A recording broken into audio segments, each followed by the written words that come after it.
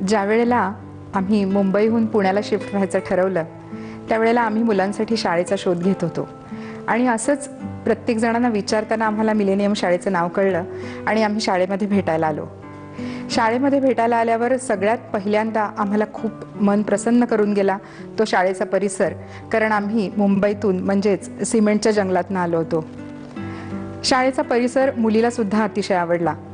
आतमध्ये आल्यानंतर डॉक्टर सुधीर फाटक यांच्याशी आमची भेट झाली आणि त्या भेटीमध्ये आम्हाला असं कळलं की या शाळेमध्ये मुलांना दप्तर नाही आणि दप्तर नाही हे कळता क्षणी माझ्या मुलीने सांगितलं, बाबा याच शाळेत मी जाणार, कारण दप्तराच्या ओझ्याचा त्रास काय असतो तो तिला माहिती होता.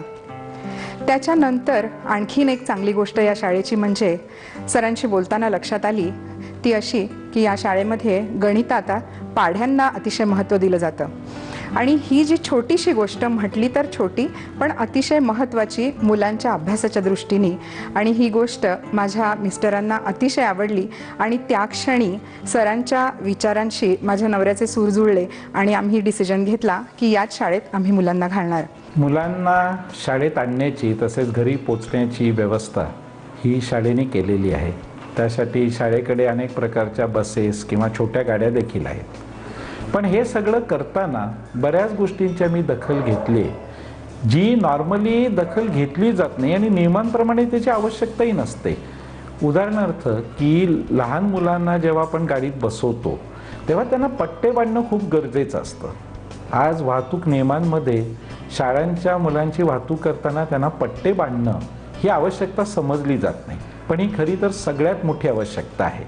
कारण कुठलाही ब्रेक लावला काही झालं तरी मुलं पुढे आपटू शकतात. आज आमच्या शाळेत सगळी लहान मुलं पट्टे बांधल्याशिवाय प्रवास करत नाही. शाळेचा परिसर मोठा असायची गरज आम्हाला या गोष्टीसाठी होती की मुलांना वेगवेगळ्या प्रकारचे खेळ आयुष्यात निदान एकदा तरी खेळून देणं हे आम्हाला फार आवश्यक वाटत होतं. आणि एकदा स्वतः खेळ खेळला की दुसऱ्याचा खेळ बघून तो ॲप्रिशिएट करायची प्रवृत्ती देखील वाढते. तर ह्या सध्याच्या एकूण धकाधकीच्या युगात मुलांना मोकळेपणाने खेळता यावं म्हणून तो परिसर मोकळा हवा आणि मोठा हवा. मग आम्ही असं ठरवलं की मुलांनी या शाळेमध्ये निदान 18 खेळ व्यवस्थित खेळावे. आपल्या आयुष्यात एकदा तरी मुलांनी मलखांब करावा, एकदा तरी बॅडमिंटन खेळावं, टेबल टेनिस खेळावं, अगदी पोहावं सुद्धा, की ज्याच्यामुळे त्याला जो खेळ आवडेल, ज्या खेळात त्याला गती असेल त्या खेळामध्ये पुढे काही प्रावीण्य मिळवण्यासाठी त्याचे पालक त्याला मदत करू शकतात. शाळेमध्ये आम्ही टेक्नॉलॉजीवर खूप भर देतो. आम्ही सगळ्या सिस्टम्स ऑटोमेट केलेल्या आहेत ज्याच्यामुळे आमचं वर्किंग खूप सोपं होतं. आता शाळेमध्ये 200 पेक्षा जास्ती कम्प्युटर्स आहेत जी मुलं वापरतात व इतर स्टाफ वापरतात. त्या सगळ्या कम्प्युटर्सवर आम्ही लिनक्स नावाची फ्री ऑपरेटिंग सिस्टम इन्स्टॉल केली आहे. शाळेमध्ये आम्ही मुलांना जेवण देतो. हे जेवण देताना मी एक काळजी घेतो की जे आपण घरी खातो त्याच गोष्टी मुलांना मिळायला पाहिजेत. म्हणजे जसं अनेक लोकांना भीती वाटते की पापडासारखी गोष्ट बाहेरून विकत आणून खायची, आम्ही आमचे पापड लोणची या सगळ्या गोष्टी पूर्वापार पद्धतीप्रमाणे शाळेतच बनवतो. दर मे महिन्यात पुढच्या वर्षी लागणारं पापड किंवा लोणची या सगळ्या गोष्टी शाळेत बनल्या जातात. इतकंच काय, बाजारात पालेभाजी चांगली बनत नाही म्हणून आमचा परिसर खूप मोठा आहे, त्यामध्ये आम्ही पालेभाजीचं देखील उत्पादन करतो की मुलांना अतिशय ताजी आणि स्वच्छ पालेभाजी मिळावी. मुलांना वेगवेगळ्या प्रकारचं खाणं देतो, चौरस आहार मुलांना मिळेल हे बघितलं जातं. त्याचप्रमाणे मुलांना गरम गरम जेवण, ताजं जेवण ही वेळोवेळी मिळेल याचीही काळजी घेतली जाते. तर ह्या सगळ्या गोष्टी शाळेत होतात. 4 वर्षापूर्वीची गोष्ट आहे. मला आठवते की मी फाटक सरांना भेटायला गेलो होतो. त्यांच्यामध्ये मला अत्यंत तळमळ दिसून आली शिक्षणासंबंधी. मला एकदम माझे शाळेचे दिवस त्याच्यामुळे आठवले आणि मला असं वाटलं की मुलांचं भवितव्य चांगलं व्हावं म्हणून प्रत्येक मुलाकडे लक्ष देणारी शाळा पाहिजे. मग मला पुढे ज्या लक्षात गोष्टी आल्या ज्या पहिल्यांदा जाणवत नव्हत्या त्यातली सगळ्यात महत्त्वाची गोष्ट होती म्हणजे शाळेमधली लोकशाही. म्हणजे बहुतेक शाळांमध्ये पालकांना किंवा त्यांच्या म्हणण्याला काही महत्त्व नसतं. मिलेनियममध्ये मला असं जाणवलं की मला माझ्या मुलाबद्दल किंवा एकूण शाळेबद्दल काही जर सूचना द्यायची असेल तर त्या सूचनेचं स्वागत होतं, त्याच्यावर विचार होतो. हे फार कमी शाळांमध्ये किंवा अभावाने आढळून येतं. दुसरी महत्त्वाची गोष्ट जाणवली, जी मुलांनीच मला जास्त सांगितली, ती म्हणजे आधुनिक शिक्षण पद्धती, ज्याच्यामध्ये ऑडिओ व्हिज्युअल्स, स्लाइड्स, कॉम्प्युटर्स यांचा वापर. जवळजवळ प्रत्येक मुलाला एका कॉम्प्युटरचा ॲक्सेस आहे आणि मुलांना शाळेमध्ये जे ऑडिओ व्हिज्युअल्सनी शिकवलं जातं ते त्यांना आयुष्यभर मदत करेल असं मला वाटतं आहे. तिसरी गोष्ट म्हणजे खेळांमध्ये सर्व मुलांना सर्व खेळ खेळायला लावतात. मुलांना एखादा खेळ आपल्याला आवडतो आवडत नाही याची कल्पना नसते, पण जसं हे एक्सपोजर मिळतं त्याच्यामध्ये व्हॉलीबॉल, टेबल टेनिस, बास्केटबॉल, तर हे खेळ मुलं सहजासहजी खेळायला जात नाहीत आजकाल आणि ते शाळेत कंपल्सरी खेळायला गेल्यामुळं मुलांमधलेच नवीन गुण मला दिसून आले. शाळेत सुद्धा गेल्यानंतर मुलांना फाटक सर किंवा त्यांची मुलगी अर्पिता हे विचारतात की शिक्षक कसे शिकवतात, त्यांच्याबद्दलचं फीडबॅक काय आहे, तुम्हाला कुठल्या शिक्षकांमध्ये काही सुधारणा व्हायला पाहिजे असं वाटतं का. तर एकूण मिळून मला असं वाटतं की मिलेनियम ही वाढत जाणारी शाळा आहे आणि एकूण सर्वांगीण प्रगती जर मुलांची व्हायला हवी असेल तर माझी मुलं तरी मिलेनियमवर अत्यंत खुश आहे. शाळेमध्ये अभ्यास आणि खेळाव्यतिरिक्त अजून एक गोष्ट मुलांनी शिकणं आवश्यक असतं, ती म्हणजे वेगवेगळ्या प्रकारचे कलागुण. तर या कलागुणांना वाव देण्यासाठी शाळेचं नेहमी एक वार्षिक स्नेहसंमेलन होतं, सगळ्याच शाळांचं होतं. आमच्या शाळेचं स्नेहसंमेलनाचं वैशिष्ट्य असं की ते 1-2 दिवस न चालता चक्क 10 दिवस चालतं.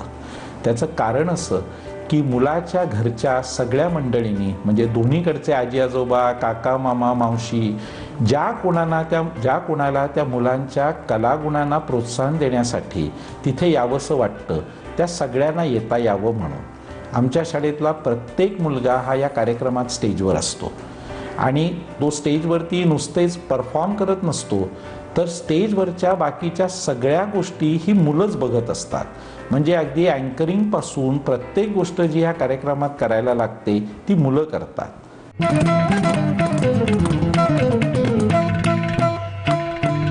मिलेनियममध्ये ज्या प्रकारे आम्ही सगळा विचार केला आहे, हा सगळा आम्ही DVDवर टाकला आहे आणि त्या DVDचं नाव आहे माई शाळा.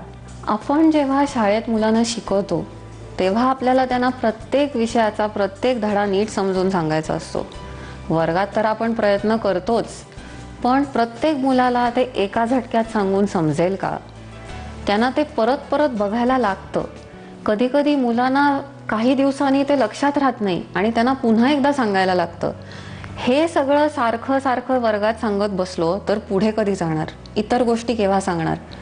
म्हणून असा विचार केला की जर कम्प्युटर्स वापरले आणि टेक्नॉलॉजी वापरली आणि हे सगळं मुलांना केव्हाही बघता आलं आणि कुठूनही बघता आलं, शाळेतच कशाला बघायला मिळालं पाहिजे? घरी सुद्धा ते अभ्यास करतात, घरी सुद्धा त्यांना हे सगळं मिळालं पाहिजे.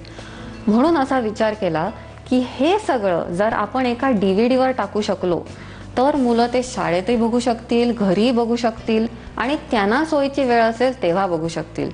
म्हणून ही सगळ्या धड्यांची जी एक्सप्लेनेशन्स आहेत ती मल्टीमीडिया, व्हिडिओ, ऑडिओ, ॲनिमेशन्स आणि व्यवस्थित सगळं समजावून सांगून अशी तयार केली आणि ही सगळी माय ई शाळा लेक्चर्स म्हणून DVDवर घातली. नंतर लक्षात आलं की नुसती लेक्चर्स ऐकून पुरेसं नसतं. ते ऐकल्यानंतर ते मुलाला नक्की कळलंय का? त्याला कुठला पार्ट त्यातला नाही समजलाय, तो नाही समजलाय आणि अजून काय काय त्याला सांगायला पाहिजे ते समजण्यासाठी, हे सगळं पण शिक्षकांना आणि पालकांना कळलं पाहिजे. म्हणून छोट्या छोट्या परीक्षा तयार केल्या. किती परीक्षा तयार कराव्यात?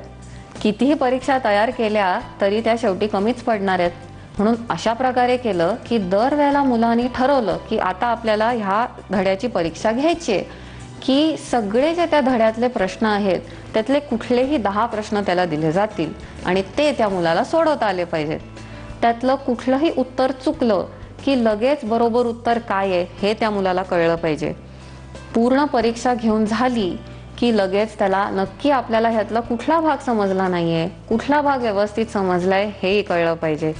ह्याच्यासाठी ह्या परीक्षा सुद्धा त्या DVDवर घातल्या. त्यामुळे आता मुलांना हवे तेव्हा धडे बघता येतात आणि हवे तेव्हा त्याच्या छोट्या छोट्या परीक्षा घेता येतात. ह्या परीक्षा 10 ते 15 प्रश्नांच्या असतात. त्याच्यामुळे ती परीक्षा तर 10 मिनिटातच होते आणि जसे जशी उत्तरं बरोबर यायला लागतात तसा तसा मुलांचा कॉन्फिडन्स, त्यांचा आत्मविश्वास वाढतो त्यांना पुन्हा पुन्हा मागच्या गोष्टींची रिव्हिजन करता येते, त्यांना पुढच्या परीक्षांचा अभ्यास करून ठेवता येतो आणि अशा प्रकारे त्यांचा विषय समजणं आणि समजून घेणं हे अगदी चांगलं होतं. कितीही गणितं काढली तरी गणित ह्या विषयासाठी ती पुरेशी नसतातच. पुन्हा प्रॅक्टिस लागते, दर वेळेला वेगळी गणितं यायला लागतात, मागच्या गणिताचं उत्तर आठवत असतं. हा प्रॉब्लेम कसा सोडवायचा म्हणून माय ई शाळाची टीम सगळी एकत्र आली, टीचर्स एकत्र आले आणि विजेट्स हा प्रकार तयार केला. विजेट्स म्हणजे असंख्य गणितं तयार करणारा प्रोग्राम. एखाद्या विषयाची गणितं तुम्हाला मनसोक्त समाधान होईपर्यंत सोडवता आली पाहिजेत. एका पुढे एक प्रश्न येतच राहतात, ते तुम्ही थांब म्हणेपर्यंत संपत नाहीत. तुमची किती उत्तरं बरोबर आली, किती चुकीची आली, किती वेळ लागला, हे सगळं त्याचं रेकॉर्ड होत राहतं. आणि तुमचं उत्तर चुकलं तर ते नुसतं चुकलं सांगत नाही, ते का चुकलं आणि ते कशा प्रकारे बरोबर असतं आणि ते विजेट तुमच्याकडनं ते सोडवून घेतं. त्यामुळे लेक्चर्स, क्विझेस आणि विजेट्स हे तिन्ही केल्यावर असं तुम्ही तरी विचार करा, शक्य आहे का की एखादा धडा किंवा एखादा विषय मुलाला समजणार नाही. आणि अशा प्रकारे ही माय ई शाळाची DVD तयार झाली आहे, ज्याच्यात लेक्चर्स आहेत, ज्याच्यात परीक्षा आहेत आणि त्याच्यात असंख्य गणितं येणारे विजेट सुद्धा आहेत. शाळेमध्ये आम्ही अभ्यासात, कॉम्प्युटर संबंधात जी काही सगळी डेव्हलपमेंट केलेली आहे ती शाळेपुरती मर्यादित ठेवायचा आमचा अजिबात विचार नाही. उलट ही सगळी माहिती, ही सगळी डेव्हलपमेंट, सगळी टेक्नॉलॉजी आज गावागावात पोचावी हा त्याच्यामागचा खरा उद्देश आहे. या दृष्टीनेच ई शाळा म्हणजे इलेक्ट्रॉनिक शाळा आम्ही सुरू केली की त्याद्वारे ही माहिती आज ह्या शाळेच्या पलीकडे जाऊन कुठेही पोचावी. हे सगळ्या करण्याच्या मागचा उद्देश हाही होता की जे हे शाळेचं ब्रीदवाक्य आहे की जरी उद्धरणी व्ययन तिच्या हो साचा, हा व्यर्थ भार विद्येचा. विद्येसाठी आम्ही जे काही प्रयत्न केले, जे काही संपादन केलं, जे मुलांना देत राहिलो, ते फक्त आमच्या शाळेच्या मुलांना नको तर आज ते भारतभर, जगभर कुठेही पोचावं. आणि त्यासाठी आम्ही या सगळ्या गोष्टी कुठल्याही शाळेला कुठलाही मोबदला न घेता देतो. तर मंडळी, आहे की नाही खरोखरची गंमत शाळा? हा, आजच्या स्पर्धेच्या युगात आपल्याला जास्तीत जास्त आधुनिक शिक्षण तर मिळालंच पाहिजे, पण त्याचबरोबर नव्या काळातल्या ताणतणावांनाही सांभाळून घेता आलं पाहिजे. अति अभ्यास आणि शून्य खेळ असं केलं तर मुलं निरुत्साही होतात, पण तसंच जे शिकलो त्याचा उपयोग केला नाही तर ते वायाही जाते.